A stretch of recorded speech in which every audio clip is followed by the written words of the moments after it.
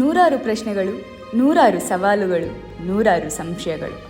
ಇದಕ್ಕೆಲ್ಲ ಒಂದೇ ಉತ್ತರ, ಒಂದು ವಿಶ್ವ ದಾಖಲೆ. ಉಡುಪಿಯ ವಿದೂಷಿ ದೀಕ್ಷಾ ಇವತ್ತು 9 ದಿನಗಳು ಅಂದರೆ 216 ಗಂಟೆಗಳ ಕಾಲ ನಿರಂತರವಾಗಿ ಭರತನಾಟ್ಯವನ್ನು ಮಾಡಿ ಸಾಧನೆಯ ಶಿಖರವನ್ನು ಮುಟ್ಟಿರ್ಬೋದು. ಆದರೆ ಈ ಪಯಣ ಅಂದುಕೊಂಡಷ್ಟು ಸುಲಭವಾಗಿರಲಿಲ್ಲ.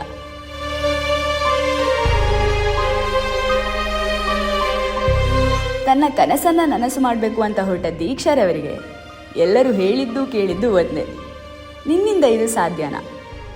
ಸಾಧ್ಯ ಅಂತ ಹೇಳಿ ದೀಕ್ಷಾ ಮೊದಲ ಬಾರಿಗೆ golden books of world record ಮುಖ್ಯಸ್ಥರಿಗೆ ಮೇಲ್ ಕಳಿಸಿದಾಗ ಬಂದದ್ದು ರಿಜೆಕ್ಷನ್.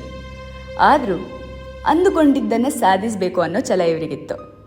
ಹಲವರು ಇದನ್ನು ಹುಚ್ಚುತನ ಅಂತ ಹೇಳಿದರು. ಆದರೆ ಇವತ್ತು ಅದೇ ಹುಚ್ಚುತನ ಇವರ ಸಾಧನೆಗೆ ಕಾರಣವಾಗಿದೆ. 3ನೇ ವಯಸ್ಸಿನಲ್ಲೇ ಇವರ ತಾಯಿ ಇವರನ್ನು ಭರತನಾಟ್ಯಕ್ಕೆ ಸೇರಿಸ್ತಾರೆ.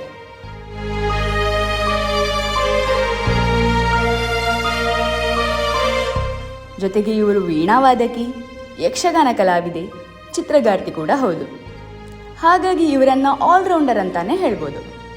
ಇಂಥ ಪ್ರತಿಭೆ ವಿಶ್ವ ದಾಖಲೆ ಮಾಡ್ತಾರೆ ಅಂತ ತಿಳಿದಾಗ ಕೆಲವರು ಮೆಚ್ಚಿದ್ರು, ಆದರೆ ಕೆಲವರು ದೂರೋಕೆ ಶುರು ಮಾಡಿದರು.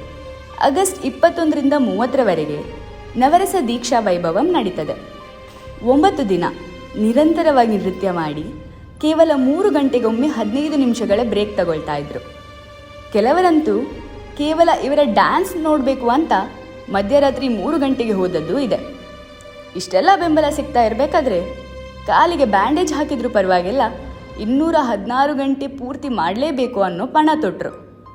ಕೊನೆಯ ದಿನ ಎಲ್ಲರೂ ಕಾಯ್ತಾ ಇದ್ದ ಕ್ಷಣ, ನಮ್ಮ ಹೆಮ್ಮೆಯ ವಿದೂಷಿ ದೀಕ್ಷಾ ಸರಿಯಾಗಿ 3ವರೆಗೆ 216 ಗಂಟೆಗಳನ್ನು ಸಂಪೂರ್ಣಗೊಳಿಸ್ತಾರೆ. ಅಸಾಧ್ಯವಾದುದನ್ನು ಸಾಧಿಸಿ ತೋರಿಸ್ತಾರೆ. ಗುರುವಿನ ಕಲಾ ಕಲಿಕೆ, ತಂದೆ ತಾಯಿಯ ಹಾರೈಕೆ, ಗಂಡನ ಪ್ರೋತ್ಸಾಹದ ನೆರವಿಕೆ, ಇವೆಲ್ಲ ದೀಕ್ಷಾರವರ ಸಾಧನೆಗೆ ನೆರವಾಯಿತು.